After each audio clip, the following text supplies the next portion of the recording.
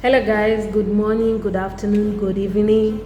Welcome to my YouTube channel, Legally Her underscore Rosebella, where we talk about anything that comes into mind.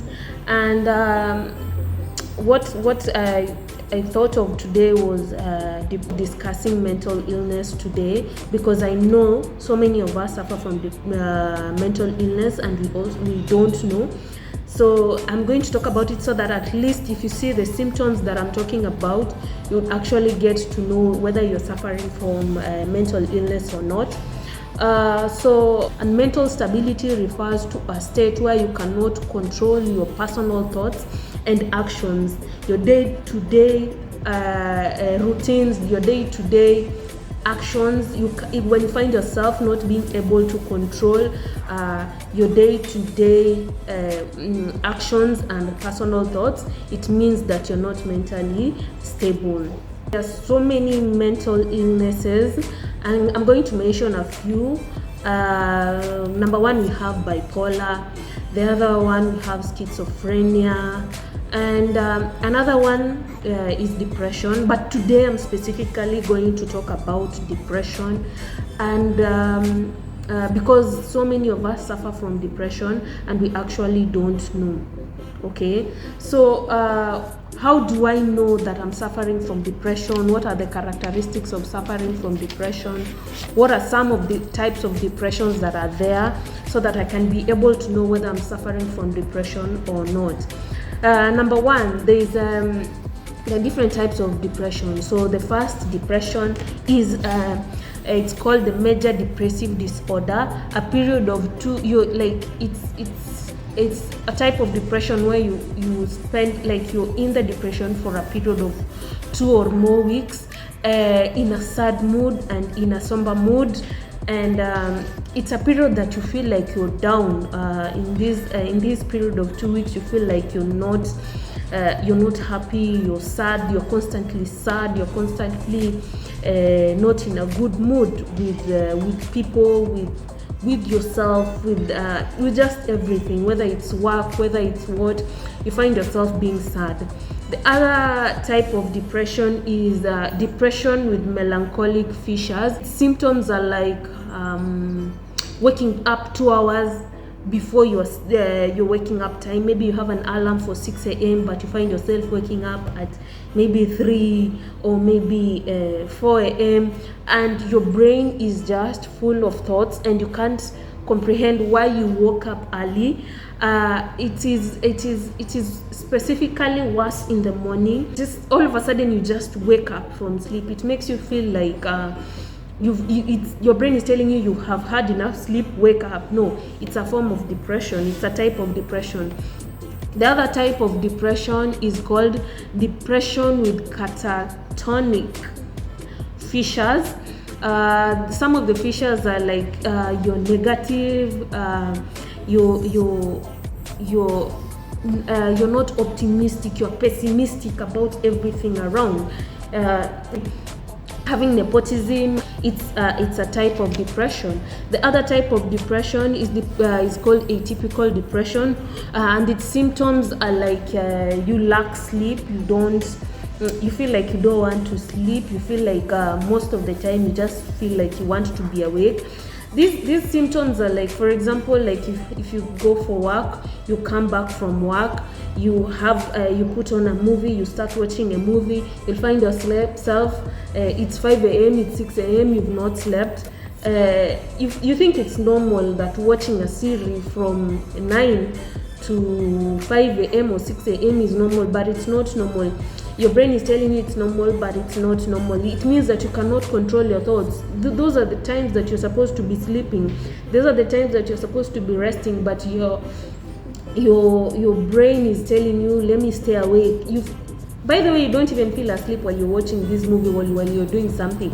Other people just sit on the bed and they stay awake till morning.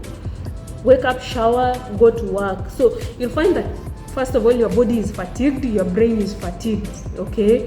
And you being fatigued, it means that you cannot carry out your day-to-day actions and routines.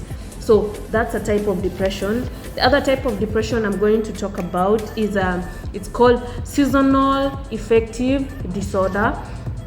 Okay, so this type of depression is seasonal. It means, by seasonal I mean, for example, it's Christmas season, you feel depressed. It's Easter season, you feel depressed. It's Ramadan season, you feel depressed. The reason as to why you feel depressed is sometimes you feel like this season comes with a lot of seasons come with a lot of activities.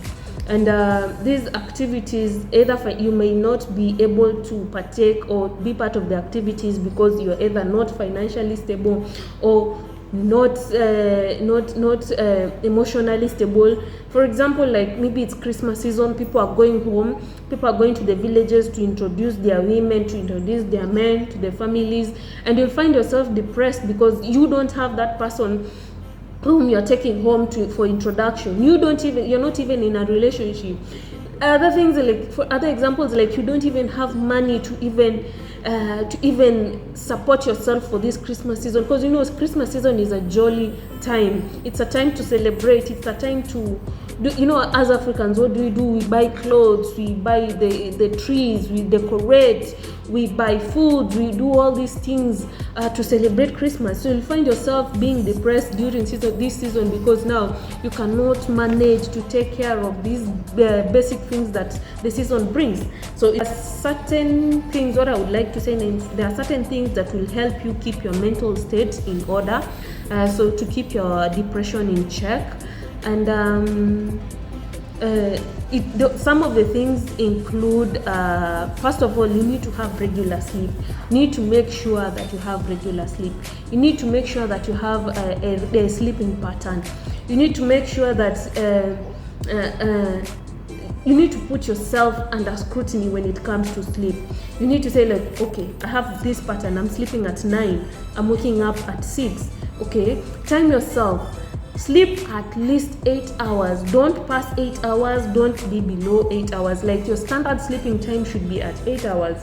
Make sure you sleep full 8 hours. If you need to switch your phone off so that you can have sleep, switch your phone off. Make sure that you sleep for those 8 hours peacefully. Okay. The other thing is you need to have regular eating patterns. Regular eating patterns, it means that you have to eat from, if it's breakfast, lunch, supper, make sure that you're eating during this regular. If you set your time for breakfast is around 8, make sure you take breakfast at around 8. Lunch is around midday, maybe between 12 to 1. Make sure you eat your food between that time. Dinner between this time and this time. Make sure that you're following your pattern. Okay, it helps in reducing it helps in reducing this from state of depression. The other thing is this is very sensitive because people think that this helps, but it doesn't help. Stay away from alcohol and drugs. People think that, especially if you're in that you're experiencing depression at that stage. You feel like when you take drugs, you're going to forget your problems. It's going to make you feel like you're not in this state. You're not in this state of depression. No. It actually heightens that state of depression. You'll find yourself now having panic attacks. Okay. Because your brain is overworking. You've already added something. You've already added alcohol and chemicals into your brain. Now your brain is overworking with a level of which, when you're drunk, your brain overworks. People say that when you're drunk is when you say what you had in your mind. It means that your brain is actually letting you free, letting you talk, letting you do things that you're not supposed to be doing, things that when you're in your sober state of mind you wouldn't do. So when you drink alcohol and you're in a depressive state and you're experiencing depression at that point, it doesn't help. It actually makes it worse. It makes your brain overwork, which means your brain is opening so many tabs that you can't actually close. You find yourself opening so many tabs in your brain. So when you're going through depression, please avoid alcohol and drugs. And completely, if you know you have a mental disorder, just stop taking drugs and alcohol. The other thing is, during that state, do not make life-changing decisions when you're in that state, because now you're not thinking straight, you're not in control of your actions, you're not in control of your emotions, you're not in control of your mental state. Okay, so do not make life-changing decisions when you're in that state. For example, do not quit your job. Okay, wait for your process to finish, like depression process to finish. That's when you'll make a decision, because at this point that you're having you are depressed, you are thinking that if I quit my job now, definitely I'm going to have another job or something else is going to work out. No, do not make life-changing decisions like quitting your job when you are in a depressive state. Okay, another example is do not impulse buy things that you know very well you cannot afford, but you wanted them. You've seen a nice photo of a nice clothes that you've wanted for a long time, but now in this depressive state, that's when you feel like you need to buy this clothes. Do not buy it because you have not budgeted for it. As I've mentioned, and I'll mention again, when you know you have a mental disorder, when you've realized that you have a mental disorder, make sure that you have a routine. It actually helps in maintaining your mental stability. Okay, have a routine of everything, have a budget, have plans ahead, put them into place. I know sometimes plans don't work out, and that's when plans don't work out, that's when you feel like you're starting to feel depressed. Plans don't always work out, but for the ones that actually work out, make plans. Okay, they all cannot work, not work out. Okay, they all cannot not work out.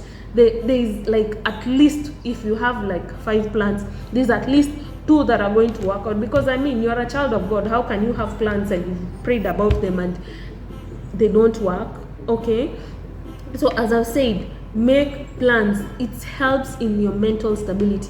Make plans, make routines, make budgets, make everything. Follow them. You know, making them is one thing, but following them is another. Make sure that you follow these routines. Make sure that you follow these plans. Make sure that you follow these schedules. Make sure that you follow them. And following, the reason as to why you need to put down your plans is so that you can take control of your actions and your thoughts. And having control of your action and your thoughts means that you're mentally stable. Do you see where this is coming in? Okay, so if you're able to take care and maintain and in control of your mental thoughts and your actions, it means that you're mentally stable. And the most basic thing is make these routines. By the way, I keep mentioning them, but they're actually true. When you find yourself having plans and you follow the plans accordingly, you're actually becoming mentally stable.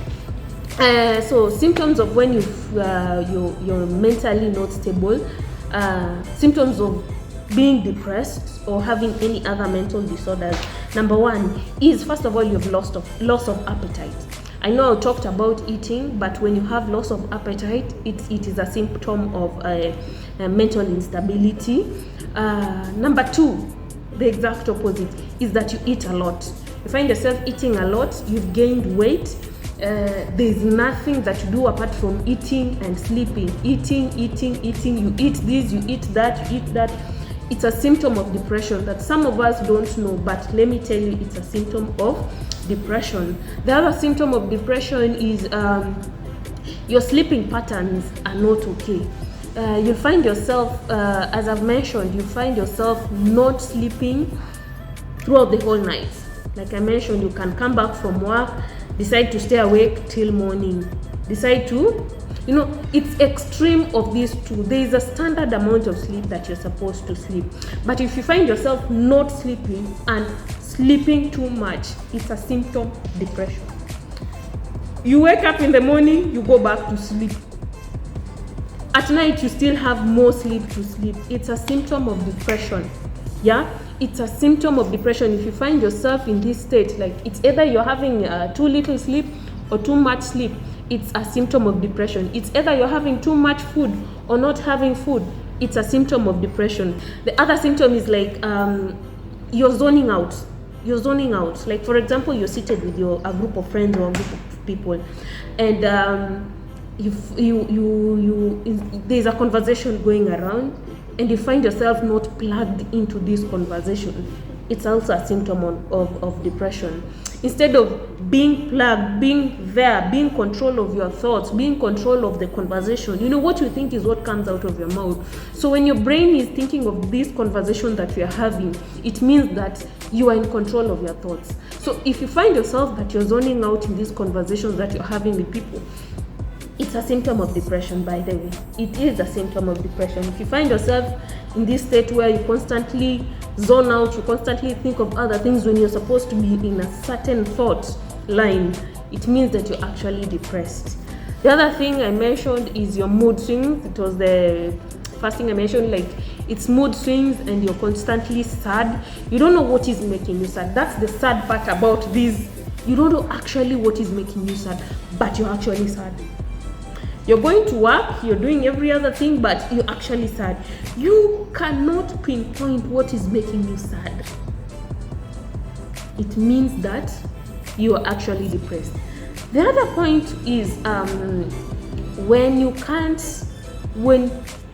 can't decide whether you're sad or happy about a certain situation. You can't quite put your emotions on something. Like for example, you have a boyfriend or a girlfriend. He or she has broken your heart. You don't know whether this thing makes you feel hurt, happy, and for a reason you don't want to experience this pain that is happening around you. You feel like, no, I'm not experiencing this pain that is happening, I'm boxing it. Either you've lost somebody, assuming you've lost somebody. Another example is you've lost somebody. Somebody has died in your life that is critical to your life. Be it a mom, a dad, a daughter, a son, a sister, a brother, anything. You've lost someone and you find yourself not experiencing that pain. It's a form of depression. It's a symptom of depression, by the way.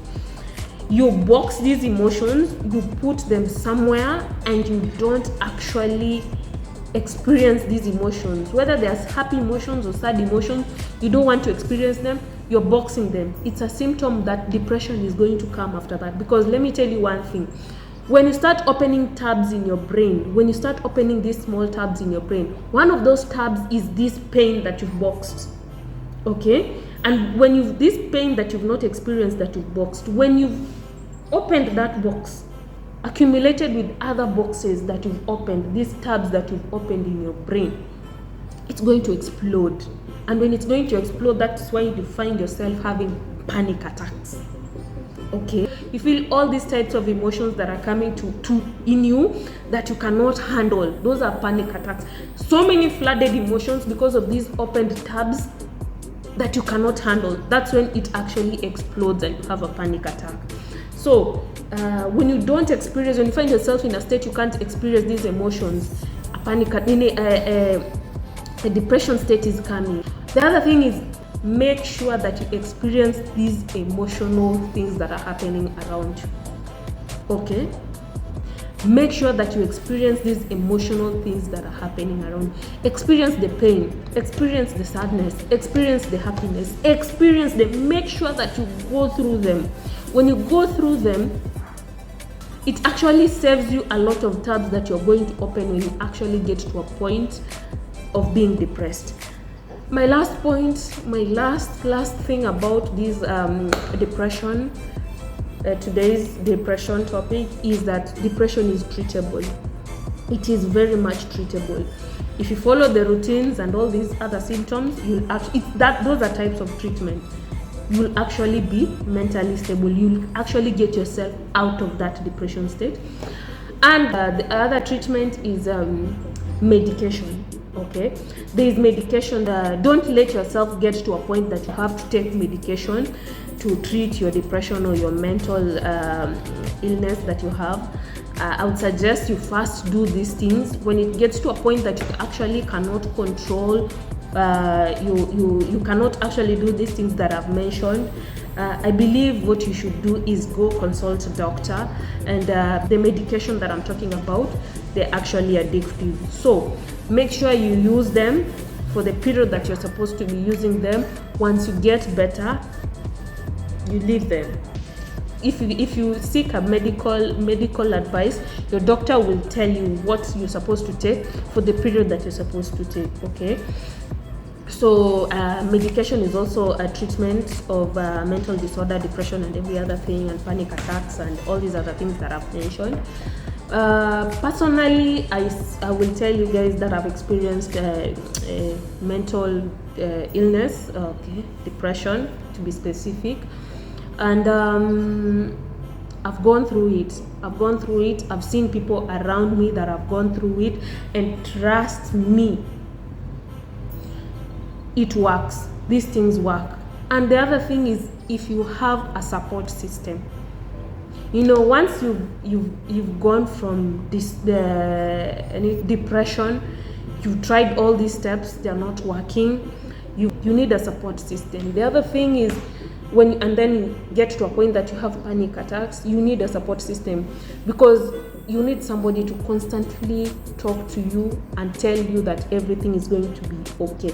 In as much as everything is not going to be okay, you need a support system. When you're actually feeling depressed or panic attacks are coming, you need a specific person that will answer your calls and listen to what you have to. You might not necessarily be somebody that you're staying with or somebody that you're living with, but it can be somebody you can call, and somebody who can calm your spirit, somebody whom, when he or she talks to you, you actually listen. He or she actually makes sense. Okay, you need a support system. You cannot suffer from mental illness and don't have a support system. And make sure the support system that you have is consistent. When it's consistent, you'll find that you will not have these depression attacks or mental attacks or anything. They will not be as often as as often. Okay, when you have a support system, it actually helps. From personal experience, I have a support system. I've been a support system to some other people. I know it's not supposed to be like that. Two depressed people are not supposed to talk to each other, but I've been a support system to someone that I know personally, and I also have a support system. Okay, so personally, I know what I'm talking about, because of actually, these are personal experiences. These are things that dig deep. These are things that dig deep inside me. So that's why I decided to talk about it.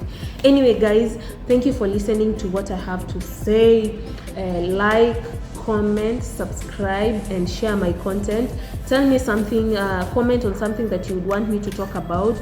Anyway, thank you guys for watching. Thank you to the new subscribers. I see you people. Bye.